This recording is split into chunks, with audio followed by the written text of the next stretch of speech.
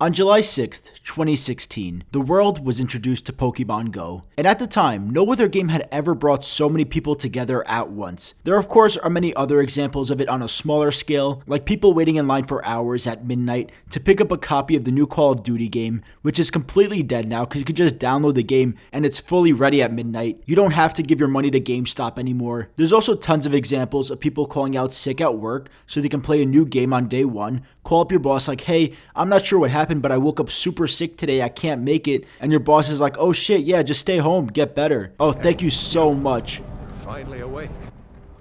But Pokemon GO took that sort of shared video game experience to a whole new level. Now, of course, everyone loves Pokemon. If I went outside and showed 100 random people a picture of Pikachu, they would know who that is, or at least have seen a picture of Pikachu before. And to prove that, I'm gonna go do that right now.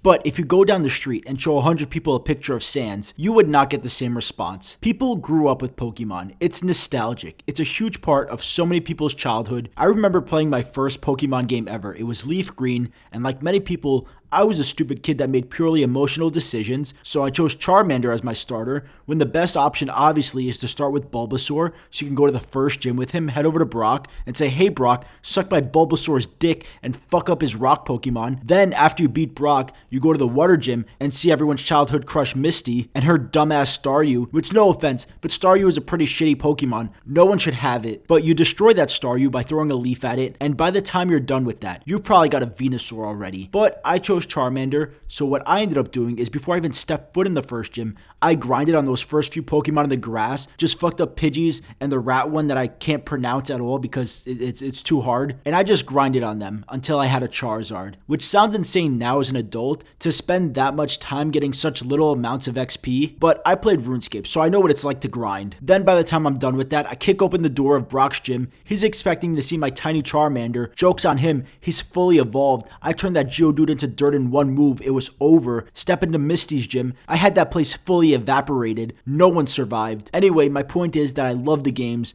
Leaf Green, Emerald, Crystal, XD Gale of Darkness, which is arguably the best Pokemon game ever made because none of the legendaries can compete with how cool Shadow Lugia looks. Then you had the Pokemon TV show and the movies, but the one movie at the end where Mew and Mewtwo are battling and Ash jumps in the middle of their attack and he falls and turns to stone and then Pikachu runs over to him and cries and you got the Gyarados and all the other Pokemon crying, that shit turned me into an emotional wreck in the 4th grade. Of course, there was also the card game. As a kid, I would play Pokemon cards at recess and me and my friends had no idea what the fuck we were doing. We would just attack with the most powerful move until someone died. When I found out that you had to actually use the energy cards to use attacks, I was like, nah, that's the dumbest shit I've ever heard in my life. No one's using that. And also, everyone now I'm sure has seen the prices that some of these Pokemon cards go for. It's insane. Unfortunately for me though, I haven't been able to find any of my old cards. I'm like 99% sure that my mom gave the binder away at a church flea market or something, which was a bigger financial fumble than me not investing in real estate in 2008 when I was 10 years old. Anyway, Pokemon has affected a lot of people's lives, and when Pokemon GO was introduced, all these people who grew up loving Pokemon and are still growing up loving Pokemon finally had the opportunity to play the game in the most social way possible and by being forced to leave their home. So many people were outside. Doctors were probably like, this is the highest we've ever seen people's vitamin D levels since 1863.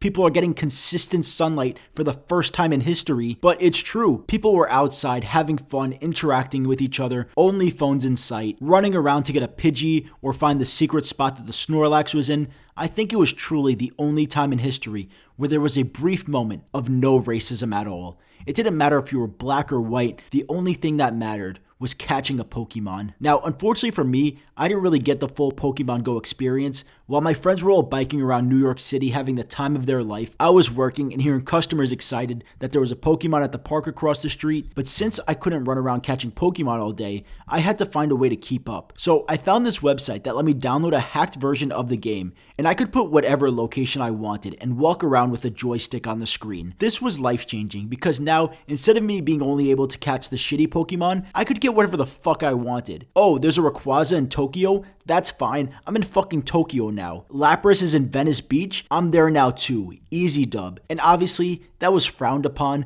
but I didn't care. I was winning. I was the greatest Pokemon goer that had ever lived. Eventually though, people got bored of the game and it slowly died out. There's still people playing it of course, but nowhere close to what it was like before. And since the fall of Pokemon Go, unfortunately, racism is back. And I for one, do not like that. I do not stand for that. I am anti-racism and I've come up with a solution to solve it once and for all. And that solution is by creating Knack Go. Catch your favorite rock fuckers in Knack Go, run around the supermarket, collect the Knack. That'll be the best game ever. Whoever worked on Knack, please find a way to get that idea in a meeting. I can create a PowerPoint showing my plans for Knack Go. It'll be legendary. It'll be bigger than Pokemon Go ever was. It'll change the world, I promise. Anyway, thank you guys so much for watching. Let me know in the comments your own personal Pokemon Go story. I would love to hear it. I hope you guys enjoyed the video. I'll see you in the next one. And as always, have a great fucking day.